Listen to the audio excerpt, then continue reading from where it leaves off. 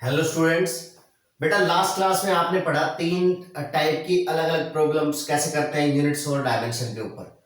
अभी आज हम प्रॉब्लम्स करेंगे किसके ऊपर? एप्लीकेशन ऑफ डायमेंशन के ऊपर। हालांकि पहले भी वीडियो के दौरान मैं एक प्रॉब्लम करा चुका हूं उसके एप्लीकेशन पे, लेकिन फिर भी आज एक बार फिर करते हैं।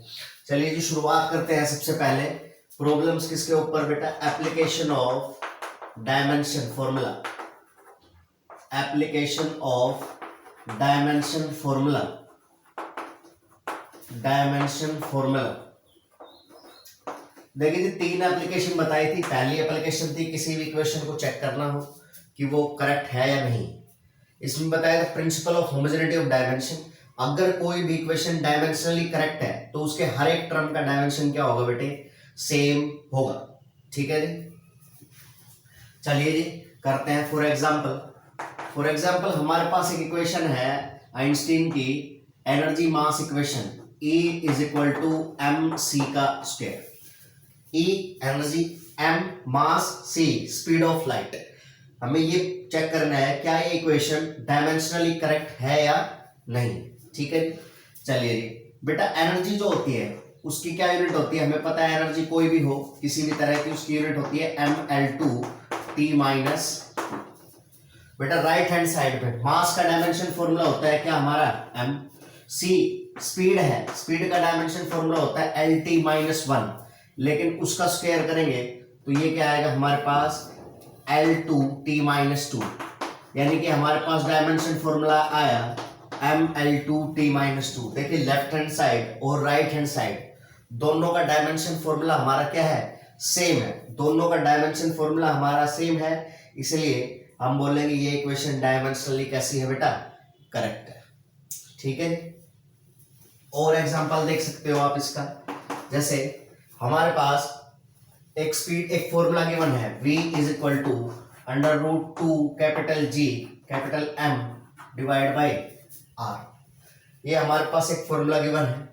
ठीक है जी, यहाँ पर v स्पीड है, 2 कांस्टेंट है, G ग्रेविटेशनल कांस्टेंट, M अर्थ का मास है और R हमारे पास क्या है? रेडियस है। ठीक है जी, आपको चेक करना है क्या ये इक्वेशन डायमेंशनली करेक्ट है या नहीं। ठीक है जी, इसके लिए देखो हमें पता है सबको क्या भाई, हमने एक फॉर्मूला पढ़ा था F is equal to G M1 M2 divide by R का स्क्वायर। तो यहां से हमने G निकाला था, कितना आया था बेटा? F R square divide by M1 M2। F का डायमेंशन फॉर्मूला था बेटे MLT माइनस 2। R स्क्वायर में कितना हो जाएगा? L स्क्वायर, और M1 M2 का हो गया हमारे पास M का स्क्वायर। कुल मिलाकर G का डायमेंशन फॉर्मूला आया हमारे पास M ऊपर जाके M माइनस 1, L का क्यूब और T की पावर कितनी होगी बेटा? माइनस 2। ये डायमेंशन फॉर्मूला आया हमारा किसका? G का। पहले भी निकाल चुके हैं, वहां से भी देख सकते हैं। हमें चेक करना है क्या ये इक्वेशन डायमेंशनली करेक्ट है या नहीं। देखो लेफ्ट हैंड साइड में बेटा स्पीड है, वेलोसिटी है, तो उसका डायमेंशन फॉर्मूला कितना हो गया हमारा? LT minus 1। Right hand side में बेटा ये देखो राइट हैंड साइड में अंडर रूट 2 कांस्टेंट है, मतलब डायमेंशन लेस है, उसका कोई डायमेंशन फॉर्मूला नहीं। जी का डायमेंशन फॉर्मूला यहां पर है हमारा कितना? M माइनस 1 L क्यूब और T की पावर माइनस 2। मास का बेटा डायमेंशन फॉर्मूला कितना होता है हमारा? M होता है, और डिवाइडेड बाय R रेडियस है, लेंथ है एक तरह से, तो इसका डायमेंशन फॉर्मूला कितना हो गया? L हो गया। ऊपर से अगर मैं देखूं बेटे न्यूमरेटर में m की पावर माइनस 1 और m की पावर भी प्लस 1, कुल मिला के 0 हो गई। l की पावर 3 यहां से a के ऊपर चला जाएगा तो l का कितना बचेगा यहाँ? 2, और t की पावर माइनस 2।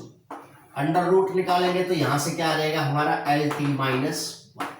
देखिए जी लेफ्ट हैंड साइड और राइट हैंड साइड दोनों का डायमेंशन फॉर्मूला सेम है, इसका मतलब ये इक्वेशन डायमेंशनली कैसी है? करेक्ट है। ठीक है, तो ये हमने पहली एप्लीकेशन पढ़ी कि कोई भी हमारे पास इक्वेशन दे देगा और ये बोलेगा कि चेक करो क्या वो डायमेंशनली करेक्ट है या नहीं। ऐसे ही करेंगे, लेफ्ट हैंड साइड का dimension formula, right hand side का डायमेंशन फॉर्मूला। अगर दोनों सेम आते हैं तो इक्वेशन डायमेंशनली करेक्ट है, और अगर दोनों अलग अलग आते हैं तो इक्वेशन डायमेंशनली रॉन्ग है। ठीक है बेटा, ये हमारे पास थी क्या? पहली एप्लीकेशन। उसके बाद दूसरी एप्लीकेशन होती है हमारी कि कन्वर्जन ऑफ यूनिट्स के लिए। देखो पहले भी करवाया हमने, 1 newton is equal to 10⁵ dyne. चलिए और करते हैं। हमारे पास जो वर्क होता है ना, वर्क की बेटा एसआई यूनिट होती है, वो होती है हमारी क्या, जूल। वर्क की जो एसआई यूनिट होती है वो हमारी क्या होती है बेटा, जूल। और जो इसकी सीजीएस यूनिट होती है वो होती है हमारी अर्क। चलिए वर्क के एसआई यूनिट और सीजीएस यूनिट के बीच में रिलेशन निकालते हैं। सबसे पहले हमें वर्क का डायमेंशन फॉर्मूला पता होना चाहिए बेटा।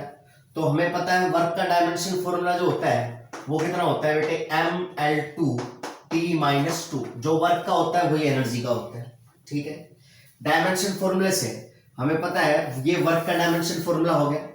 तो अगर एसआई यूनिट में होगा तो वर्क हमारा 1 जूल होगा। कब, अगर मास हमारा कितना हो जाए 1 kg, उसकी पावर 1 है। लेंथ हमारी कितनी हो जाए 1 मीटर, उसका स्क्वायर। और टाइम हमारा कितना होता है 1 सेकेंड। क्योंकि हम एसआई यूनिट में देख रहे हैं ना, तो एसआई यूनिट में मास जो होता है वो केजी में होता है, लेंथ होती है वो मीटर में होती है, टाइम होता है वो किसमें होता है, सेकंड में, ठीक। अगर मैं बात करूं सीजीएस यूनिट में तो बेटा 1 आर किसके बराबर आ जाएगा, हमारा मास जो होता है सीजीएस यूनिट में वो होता है हमारा किसमें, ग्राम में। और यहाँ पर पावर कितनी है एम की 1, तो इसलिए पावर 1। लेंथ किसमें होती है सीजीएस यूनिट में, होती है हमारी सेंटीमीटर में, यानी 1 सेंटीमीटर उसका स्क्वायर, क्योंकि एल का क्या है यहाँ पर स्क्वायर है। टाइम जो होता है वो हमारे पास 1 सेकंड होता है, इसलिए यहाँ पर क्या आ गया 1 -2 आ गया। बेटा दोनों को डिवाइड कर देते हैं तो 1 जूल अपॉन 1 आर्ग कितना आया, ये आया मेरे पास 1 kg अपॉन 1 ग्राम उसकी power 1, 1 metre divide by 1 centimetre उसका स्क्वायर, और 1 सेकेंड डिवाइड बाय 1 सेकेंड उसकी पावर -2। बेटा 1 जूल अपॉन 1 आर्ग कितना आया यहां से 1 kg, और नीचे ग्राम है। केजी को मैं लिख सकता हूं 1000 ग्राम, तो ग्राम से ग्राम कैंसिल, यहां से 1000 बचेगा बेटा, multiply by 1 metre equal to 100 centimetre. तो 100 का स्क्वायर करेंगे तो ये हमारे पास 100 मल्टीप्लाई बाय 100 आएगा, और यहां से सेकंड कैंसिल, तो ये 1 आएगा।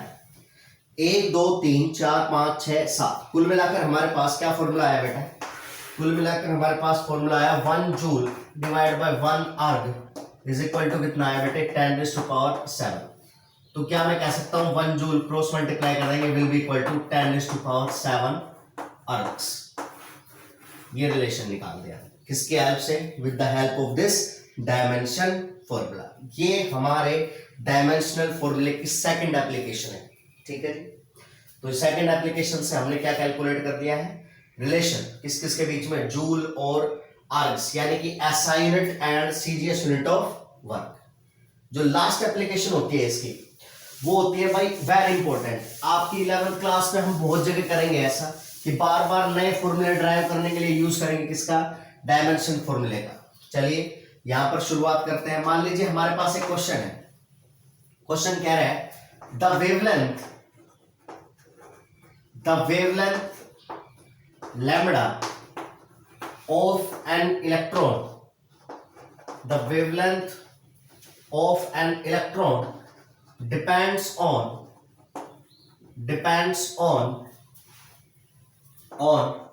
its mass m, speed v and Planck's constant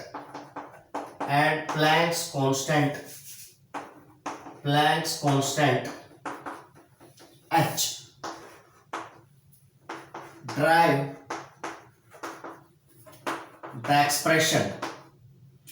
Derive the expression for it। ठीक है, देखो बेटा करते हैं सॉल्यूशन। हमें पता है वेवलेंथ हमारा किस किस पे डिपेंड कर रही है, m पर, v पर और प्लैंक्स कांस्टेंट h पर, ठीक है। यानी कि लैम्बडा जो है वो डिपेंड कर रहा है किस पर, मास पर, स्पीड पर और प्लैंक्स कांस्टेंट h पर। लेकिन अगर हम डायरेक्टली कर देंगे ऐसे तो इसका मतलब ये है कि लैम्बडा m की पावर 1 पर, v की पावर 1 पर और h की पावर 1 पे डिपेंड कर रहा है। ऐसा नहीं, हमें कैलकुलेट करनी है पावर। तो हम मान लेंगे कि m की पावर a पे डिपेंड कर रहा है, v की पावर b पे डिपेंड कर रहा है और h की पावर किस पे डिपेंड कर रहा है बेटे, c पे डिपेंड कर रहा है। लैम्डा कांस्टेंट यहां पर हमने लगा दिया कोई k, m की पावर a, v की पावर b और h की पावर c। बेटा लैम्डा हमें पता है वेवलेंथ है, वेवलेंथ का डायमेंशन फॉर्मूला क्या होता है हमारा, l होता है। k हमारा डायमेंशनलेस, मास का डायमेंशन फॉर्मूला बेटे a, यानी m की पावर कितनी हो गई हमारी a, v यानी कि स्पीड यानी l t माइनस 1 और इसकी पावर b करेंगे तो l की पावर b और l की पावर माइनस b। अब आ गई बात बेटा किसकी, h की। सर h प्लैंक्स कांस्टेंट हमें फॉर्मूला नहीं पता बेटा, याद होगा पिछले क्लास में, लास्ट क्लास में हमने पढ़ाया E is equal to h nu, तो h का डायमेंशन फॉर्मूला आ गया E divide by nu. E का डायमेंशन फॉर्मूला होता है ml2t माइनस 2 और न्यू का जो फॉर्मूला होता है वो कितना होता है t माइनस 1। तो h का जो डायमेंशन फॉर्मूला आया वो आया ml2 और t ऊपर जाएगा ये तो प्लस 1 हो जाएगा, तो ml2t माइनस 1। इसकी पावर कितनी है, c है, तो पावर c है तो m की पावर c, l की पावर 2c और t की पावर माइनस। ये इस तरह से हमने इसको लिख लिया। अब देखो लेफ्ट हैंड साइड और राइट हैंड साइड में पहले m का क्लियर कर ले, m की पावर a यहां से और c यहां से, तो m की पावर a प्लस c। अगर बेटा बेस सेम होता है तो पावर क्या हो जाती है, ऐड हो जाती है। तो m की पावर कितनी होगी हमारी a प्लस c, l की पावर बेटा b यहां से और 2c यहां से, यानी कि b प्लस 2c और t की पावर बेटा माइनस b यहां से है और माइनस c यहां से, ठीक है। ये आया हमारा। इधर मैं बात करूं लेफ्ट हैंड साइड में तो m की पावर 0 है, l की पावर 1 है, t की पावर भी कितना है 0 है। बेटा आप कुछ नहीं करना, दोनों साइड जो m की पावर है, l की पावर है और t की पावर है उनको कंपेयर कर लेंगे। Comparing powers on both side, comparing powers on both side, दोनों साइड पावर कंपेयर कर लें। क्यों, क्योंकि अगर ये फॉर्मूला बनेगा तो डायमेंशन फॉर्मूला हर एक टर्म का क्या होना चाहिए, सेम। तो जो लेफ्ट वाले का होना चाहिए वही किसका होगा, राइट वाले का होगा। तो m की पावर 0 यानी बेटा a plus c is equal to कितना आया 0, तो a की वैल्यू किसके बराबर आई, माइनस c के बराबर। t का minus b minus c is equal to कितना बेटा 0, तो हमारे पास ये कितना आ गया, minus b is equal to c के बराबर आ गया। Third b plus 2c is equal to कितना आया बेटा मेरे पास 1 आया। तो देखो b की वैल्यू, c की वैल्यू क्या होती है माइनस b, यहां पर पुट कर देंगे। ये तो हमारा b है प्लस 2, c की जगह पुट करेंगे माइनस का b, वो कितना है हमारे पास 1। ये b minus 2b is equal to कितना आया बेटे 1, यहां से minus b is equal to 1, तो b इज इक्वल टू कितना आ गया हमारा माइनस का b माइनस 1 आया, तो यहां से बेटा c कितना आ गया हमारा माइनस माइनस प्लस, और अगर c हमारा प्लस आया तो a भी हमारा कैसा आ गया माइनस का।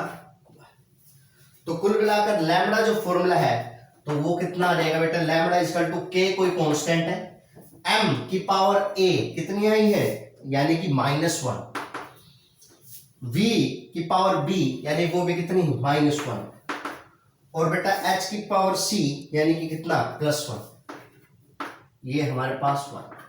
तो फॉर्मूला जो फाइनल आ गया वो आया k, h ऊपर और mv कितना हो गया नीचे, ये फॉर्मूला आया हमारे पास। एक्सपेरिमेंटली k की वैल्यू क्या होती है बेटा 1 होती है, तो लैम्बडा जो आया हमारे पास वो आया h अपॉन m। तो इस तरह से ये डायमेंशन की तीसरी एप्लीकेशन है जिसके ऊपर हमने आपको एक और न्यूमेरिकल करके दिखाया कि किस तरह से किसी भी क्वांटिटी का वो एक्सप्रेशन निकाल सकते हैं। देखो सिर्फ आपने ये देखना है कि जिस क्वांटिटी का आप एक्सप्रेशन निकाल रहे हो किस किस पे डिपेंड करता है। यहाँ पर 3 चीजों पे डिपेंड कर रहा था, तीनों चीजें लिख ली मैंने और उनकी पावर a b और c। मुझे ये तो पता है इन तीनों पे डिपेंड कर रही है, लेकिन ये नहीं पता कि कैसे डिपेंड कर रही है। डायरेक्टली प्रोपोर्शनल है, स्क्वायर के डायरेक्टली प्रोपोर्शनल है, क्यूब के डायरेक्टली प्रोपोर्शनल है, इनवर्सली प्रोपोर्शनल है, स्क्वायर के इनवर्सली प्रोपोर्शनल है, यानी कि हमें ये पावर कैलकुलेट करनी है। इसलिए m की पावर a लिख ली, v की पावर b और h की पावर c। बेटा यहाँ से ये हमने मेथड यूज किया और लास्ट में हमारे पास क्या आ गया, एक्सप्रेशन आ गया। ठीक है, तो आज आपने न्यूमेरिकल्स किए, एप्लीकेशन किसकी, डायमेंशन फॉर्मूले की, तीनों एप्लीकेशन के ऊपर आपने एक एक न्यूमेरिकल किया।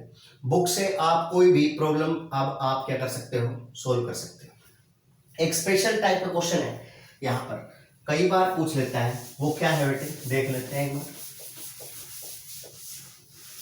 क्वेश्चन क्या कहेगा कि भाई अब तो हम फिजिक्स में 7 बेसिक फंडामेंटल क्वांटिटी जो है हमारी, मास, लेंथ, टाइम, टेम्परेचर, ठीक है जी, electric current, amount of substance में, इनको मानते हैं। लेकिन अगर हम क्या करें, इन बेसिक क्वांटिटी को बदल दें, कैसे? अगर मान लीजिए मैं फोर्स को, वेलोसिटी को और टाइम को बेसिक क्वांटिटी मान लेता हूं, क्या बेटा? इफ, क्वेश्चन कह रहा है very important, if force F, speed V and time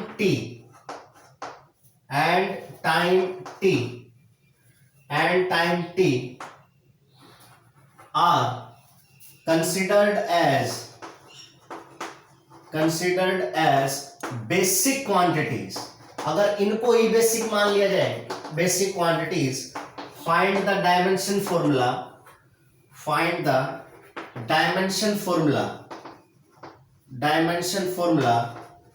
of mass। देखिए सॉल्यूशन, देखिए जब हम फोर्स का निकालते थे तो हम क्या करते हैं, राइट हैंड साइड में सारी की सारी बेसिक क्वांटिटीज बना लेते थे और फिर उनका वैल्यू पुट कर देते थे, हमारे पास आंसर आ जाता था। यहां पर क्या है कि हमें डायमेंशन फॉर्मूला मास का निकालना है, लेकिन मास अब बेसिक क्वांटिटी नहीं, बेसिक है एफ, वी और टी, यानी कि हमें कुल मिलाकर क्या करना है, मास को एफ टी और वी की फॉर्म में रिप्रेजेंट करना है। देखिए क्या हमें कोई ऐसा फॉर्मूला पता है जिसमें फोर्स आता हो, स्पीड आता हो, टाइम आता हो और मास आता हो? बेटा फोर्स क्या होता है हमारा, मास इंटू एक्सेलरेशन, आता है। और बेटा मास, एक्सेलरेशन जो होता है वो हमारे पास होता है change in velocity upon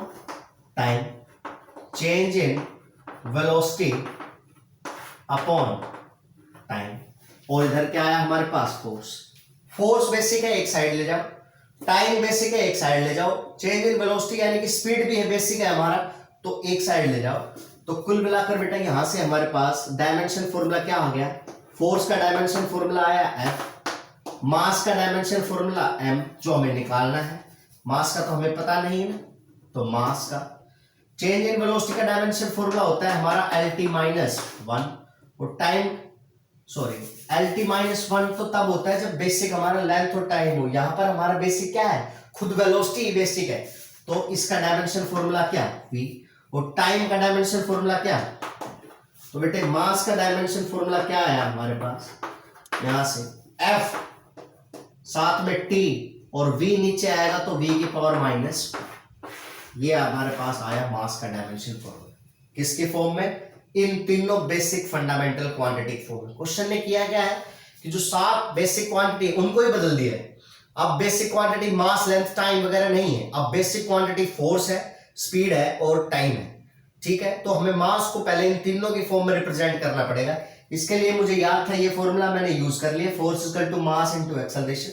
force का डायमेंशन, फोर्स क्योंकि बेसिक क्वांटिटी है तो डायमेंशन फॉर्मूला एफ, वेलोसिटी यानी स्पीड डायमेंशन बेसिक क्वांटिटी है तो उसका v, टाइम बेसिक है तो उसका t, मास मेरे को पता नहीं तो मास का सीधा मास लिख लिया। अब देखो मास के अलावा बाकी सारी क्या है, बेसिक है, तो मास का डायमेंशन फॉर्मूला क्या आ गया, FTV-1। इस तरह के भी इंपॉर्टेंट क्वेश्चन पूछे जाते हैं। ठीक है जी, इसी के साथ हमारा यूनिट और डायमेंशन कंप्लीट होता है जी। ठीक है, इसके ऊपर आप कोई भी न्यूमेरिकल ट्राई कर सकते हो, अगर कोई नहीं आता है तो डाउट मुझसे पूछ सकते हो। ठीक है जी।